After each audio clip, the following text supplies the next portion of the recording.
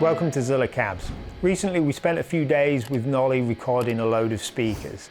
We used a track written to illustrate different aspects of heavy playing and the importance of hearing them in a band mix. In this series you'll find out what we discovered.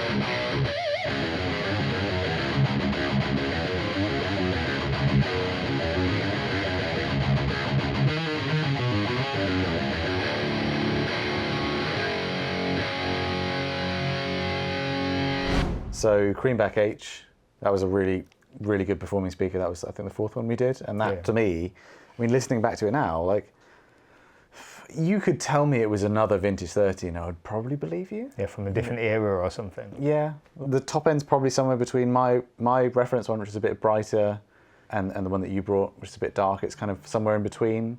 And other than that, like, it really resembles the modern V30 very, very closely. You know, I said before that my one and the modern one had the same kind of mids. Listening again, I do think the new one's a bit thicker sounding, which could to some people also mean a bit muddier. I don't know which way around you'd say it. My one maybe is a little bit more open. I don't know if that's just the age that it's just gotten more flexible and resonance has dropped a bit.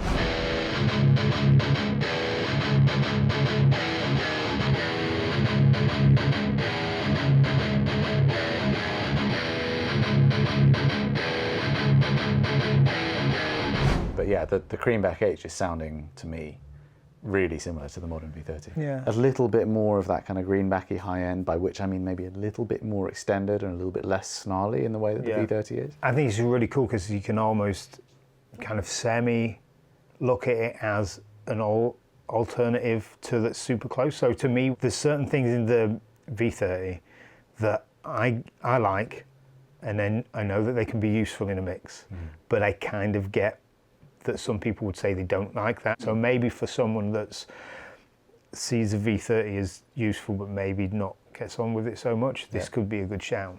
Yeah, and I think there's something, you know, I like to get really nerdy with frequencies. I'm into production and mixing, but I think there's also like, there's quite a kind of intuitive sense you get when listening to these things. And for me, there's like the frequency curves might sound pleasant or unpleasant, but there's this quality of how forward or behind the guitar sound, especially in context of a mix. That's where you really get that sense. But there's some speakers which have a pleasant curve, like you're saying, but they just don't feel up and in your face in the way that I would want for metal, right? Like metal, for me, the guitars need to hold their own. They need to be like this wall of really, you know, thinking really just about the cab more than the tone coming from the amp here, but like, you know, the cab sound, the speaker sound really needs to give the guitars that presence to stay up front, but without being fizzy and fatiguing. And it's funny because I think we were saying 10 years ago, almost to the day, the bank holiday weekend, 10 years ago, we did a speaker, well, like a cab comparison thing. And I remember the H Creamback really standing out. And then I remember recommending that to a couple of guys in Periphery who got cabs from you. And that's kind of what we got today. I thought that was one of the standout performers. Worked really well for high gain,